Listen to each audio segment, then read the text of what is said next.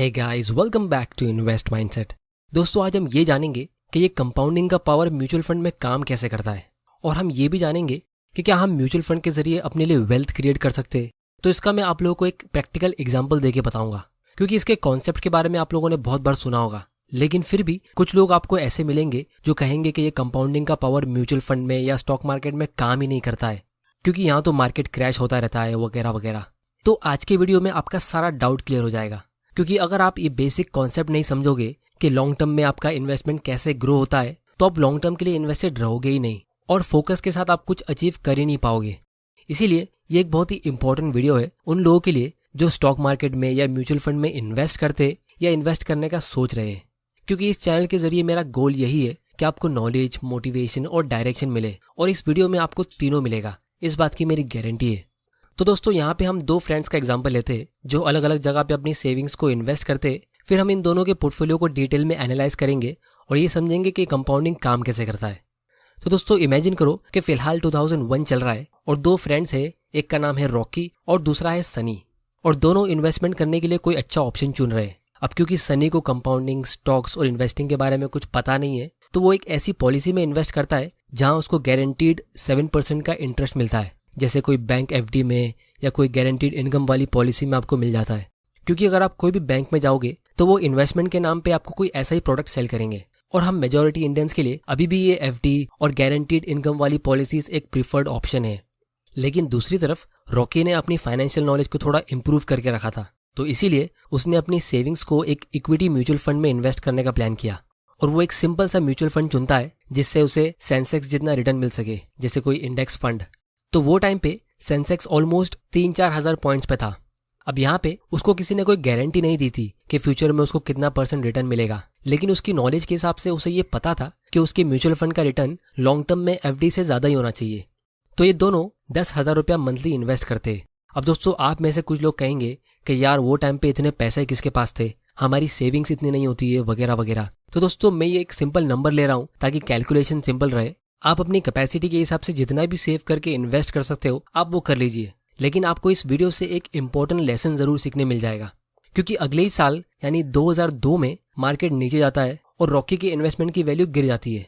अब दोस्तों, कोई भी नॉर्मल इंसान ऐसे टाइम पे थोड़ा सा डीमोटिवेटेड होगा, क्योंकि शुरुआत में ही लॉस मिल गया, लेकिन फिर भी वो अपनी एसआईपी कंटिन्यू रखता है। और फिर 2 साल होने के बाद रॉकी ने टोटल 2.4 लाख इन्वेस्ट कर दिया, लेकिन उसका पोर्टफोलियो अभी भी लॉस में है। और दूसरी तरफ सनी की इन्वेस्टमेंट की वैल्यू बढ़ जाती है और उसका पोर्टफोलियो ग्रो होकर 2.5 लाख का हो जाता है। फिर उसके अगले साल मार्केट थोड़ा सा रिकवर करता है और सिर्फ 3.5% ऊपर जाता है, और उस साल भी रॉकी अपनी 10,000 मंथली की एसआईपी के जरिए 1.2 लाख रुपीज इन्वेस्ट करता है, जिसकी वजह से रॉकी की इन्वेस्टमेंट की वैल्यू अभी होती है 3.28 लाख की। मतलब अभी भी उसका पोर्टफोलियो लॉस में है, और सनी का इन्वेस्टमेंट ग्रो होकर 4 लाख रुपए का हो जाता है। अब दोस्तों, ऐसी सिचुएशन देख के कोई भी इन्वेस्टर बुरा फील करेगा ही कि यार म्यूचुअल फंड को लेके एक्सपेक्टेशन तो कुछ और ही थी, लेकिन यहाँ पे रियलिटी में तो लॉस पे लॉस हो रहा है। और दोस्तों, 3 साल का पीरियड बहुत बड़ा होता है, आपके पास हजारों दिन होते हैं कुछ ना कुछ करने के लिए, और इसीलिए बहुत लोग ऐसे टाइम पे कुछ ना कुछ सिली कर ही लेते हैं। क्योंकि ये पीरियड में आपको बहुत सारे ऐसे लोग मिल ही जाएंगे जो आपको कन्विंस भी कर देंगे कि म्यूचुअल फंड में कंपाउंडिंग होती ही नहीं है, ये सब स्कैम है, या फिर तूने कोई खराब फंड चुन लिया, या फिलहाल कोई अच्छी गवर्नमेंट नहीं है वगैरह वगैरह। और यहीं पे मैक्सिमम लोग गिव अप कर देते हैं।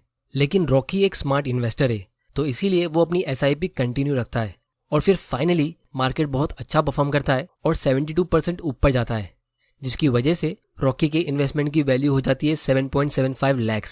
लेकिन अभी भी इतना ज्यादा रिस्क लेने के बाद भी उसने सनी के मुकाबले बहुत ज्यादा प्रॉफिट नहीं कमा लिया। और यहाँ पे भी बहुत सारे लोग ये गलती कर लेते कि वो ऐसे टाइम पे प्रॉफिट बुकिंग कर लेते, लेकिन रॉकी एक स्मार्ट इन्वेस्टर है, तो वो अपनी एसआईपी कंटिन्यू रखता है, और इसी तरह अगले 4 साल तक मार्केट बहुत अच्छा परफॉर्म करता है, और 2008 तक उसका पोर्टफोलियो ग्रो होकर 39 लाख का हो जाता है। और तब अचानक से 2009 में फिर से एक मार्केट क्रैश होता है, सेंसेक्स 20,000 पॉइंट से गिर के 9,000 पॉइंट्स पे आ जाता है, और उसका पोर्टफोलियो भी 52% नीचे गिर के 19 लाख का हो जाता है। और दूसरी तरफ उसका फ्रेंड सनी बिना कोई टेंशन के 7% के फिक्स्ड रेट से अपनी वेल्थ को 15 लाख में ग्रो कर चुका होता है। तो यहाँ पे अगर आप एनालाइज करोगे तो रॉकी को अभी स्टॉक मार्केट में 9 साल हो चुके हैं और अभी भी उसने कुछ खास अचीव नहीं किया है, लेकिन उसे पता है कि वो लॉन्ग टर्म में किस डायरेक्शन में जा रहा है। फिर टोटल 10 साल के लिए एसआईपी करने के बाद ये दोनों डिसाइड करते कि वो अब ज़्यादा इन्वेस्ट नहीं करेंगे, मतलब अपनी SIP को स्टॉप कर देंगे, लेकिन अपनी इन्वेस्टेड अमाउंट को ग्रो होने देंगे। और इसी तरह सेंसेक्स ऊपर नीचे होते हुए ग्रो होता है और 2021 में ये 53,000 पॉइंट्स पे पहुंच जाता है। और जब ये दोनों रिटायर होते तो सनी के पास होते हैं ऑलमोस्ट 39 लाख रुपीस, लेकिन रॉकी के इन्वेस्टमेंट की वैल्यू होती है 1.13 करोड़। और अगर हम इसके बाद के 10 साल का फ्यूचर एस्टिमेट करेंगे तो मैं यहाँ पे 15% का रिटर्न ले लेता हूँ कैलकुलेशन के लिए।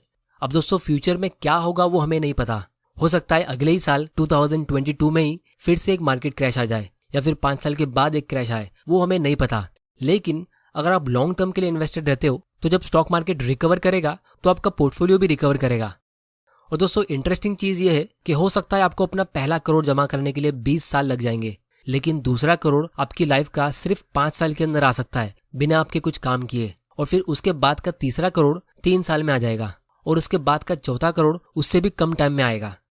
और अगर आप पूरे 20 साल के लिए इन्वेस्ट करते रहोगे या फिर मार्केट क्रैश के बीच और ज्यादा इन्वेस्ट करोगे तो और भी बढ़िया।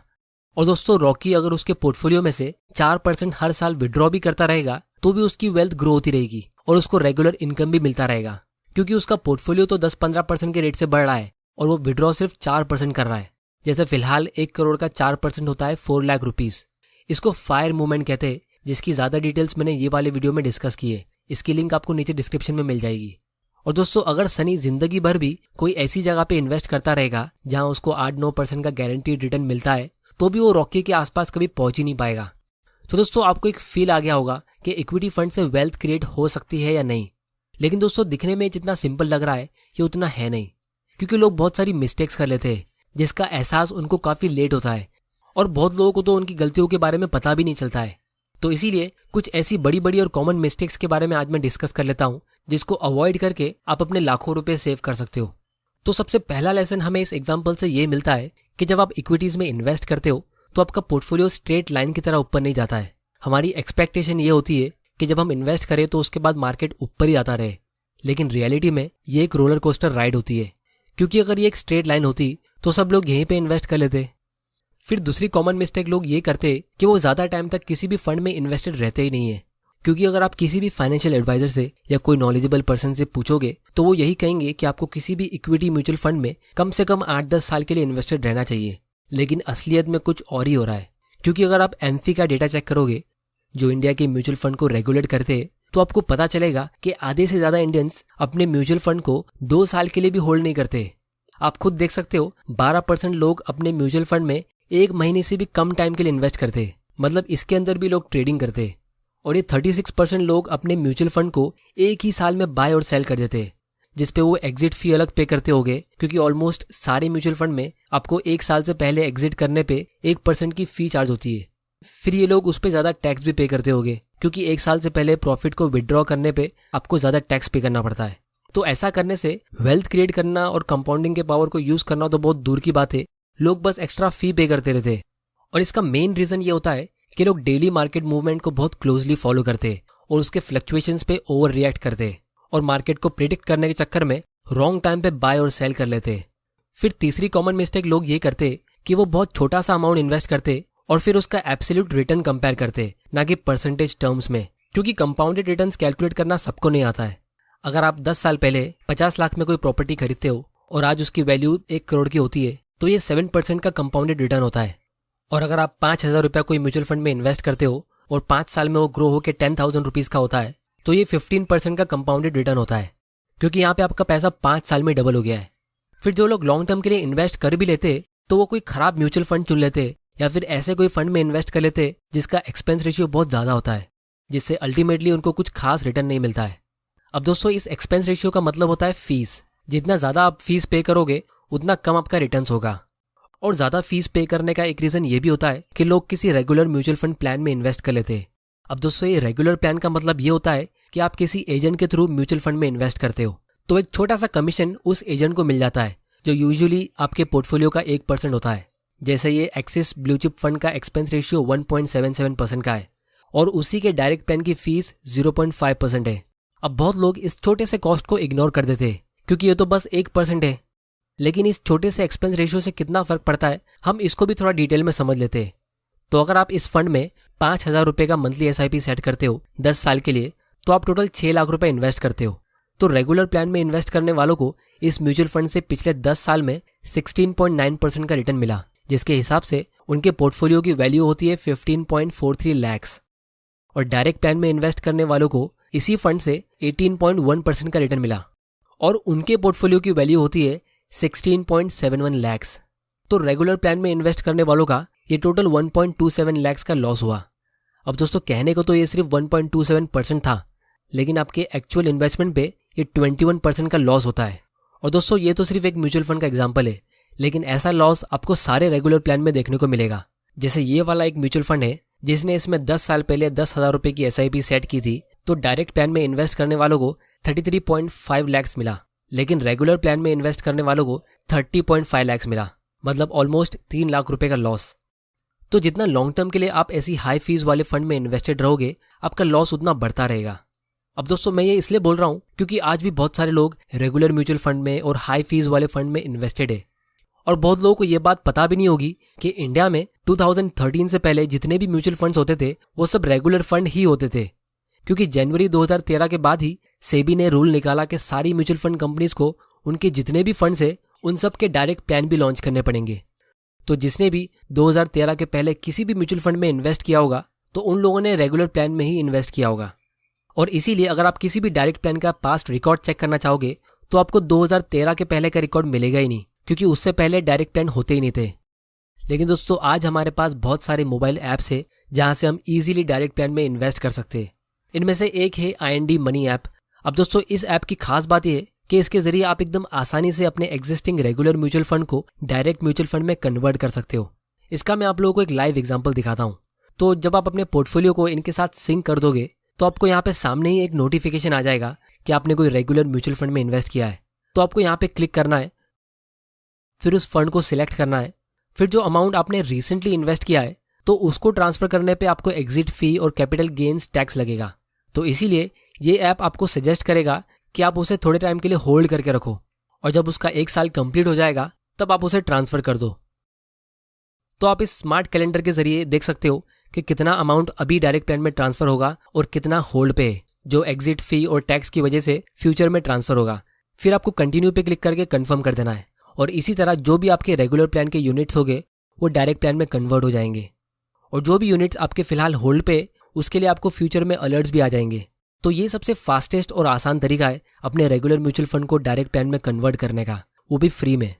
तो दोस्तों अगर आपका कोई फ्रेंड या रिलेटिव म्यूचुअल फंड्स में इन्वेस्ट करता है तो ये वीडियो उनके साथ जरूर शेयर करो और उनको भी एजुकेट करो, ताकि वो भी ज़्यादा से ज़्यादा रिटर्न्स कमा पाए। और अगर आप आज म्यूचुअल फंड में इन्वेस्ट करने का सोच रहे हो तो आप एक सिंपल सा इंडेक्स फंड या ETF चुन सकते हो जिसमें सबसे कम फीस होती है। इसके ऊपर मैंने एक अलग वीडियो डिटेल में बनाया है जिसकी लिंक आपको नीचे डिस्क्रिप्शन में मिल जाएगी। अब दोस्तों कुछ लोग कहेंगे कि यार हमें इतना वेट नहीं करना है, हमें तो जल्दी से अमीर बनना है।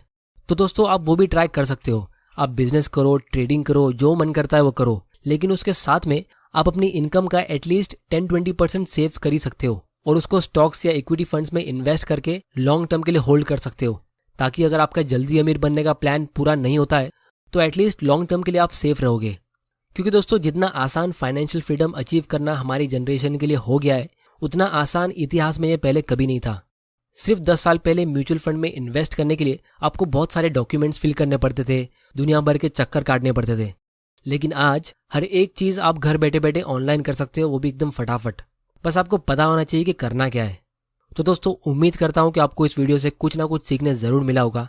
अगर आप ऐसे वैल्यूएबल वीडियोस देखते रहना चाहते हो तो इस चैनल को सब्सक्राइब जरूर कर लेना और बेल आइकन प्रेस कर देना, ताकि आप ऐसे कोई वैल्यूएबल वीडियोस मिस ना कर दो। आप मुझे नीचे कमेंट करके बताओ कि मैं कौन सी टॉपिक पे अपना अगला वीडियो बनाऊं। वीडियो पसंद आया तो इसे लाइक करो, नहीं पसंद आया तो डिसलाइक करो।